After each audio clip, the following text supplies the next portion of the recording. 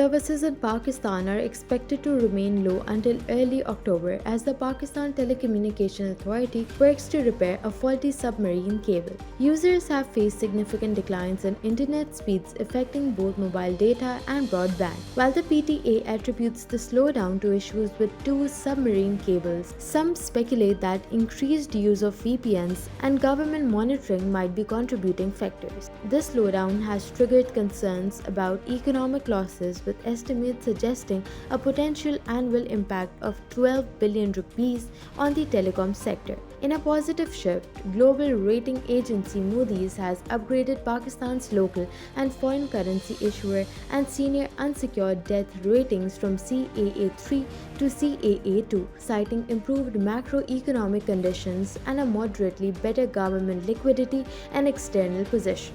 This upgrade reflects a reduced default risk, aligning with the Caa2 rating. The decision follows Pakistan's staff-level agreement with the International Monetary Fund in July for a $7 billion extended fund facility.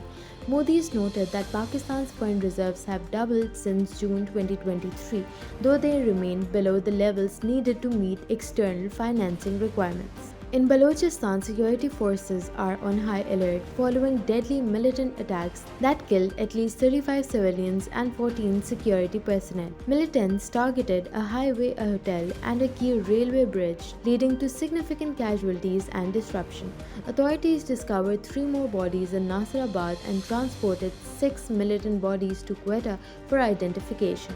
A truck driver, initially presumed dead after being shot 5 times, is recovering in the hospital. The railway bridge in Bolan remains in ruins from an explosive attack, and efforts are underway to clear the debris and restore train services.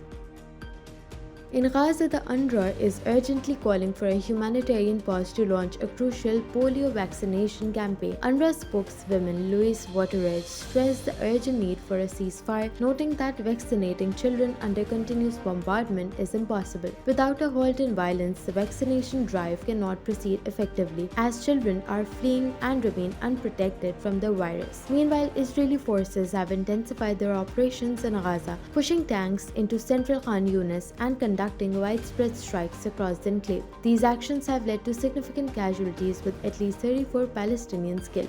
The strikes in Khan Yunis and other areas have displaced many, and the situation remains dire. In Deir al-Bala, an airstrike near a shelter for displaced families resulted in 8 deaths, while in Nuseirat, a journalist and his sister were killed in their home. In the West Bank, the Israeli army reports a significant escalation in their counterterrorism operations. 9 Palestinian militants were killed during an overnight operation in Jenin and Tulkarem. The army's statement details strikes and confrontations with militant groups, noting no injuries among Israeli soldiers. The operation aimed to target various terror cells and groups in the region, with ongoing battles and explosives encountered during the raids.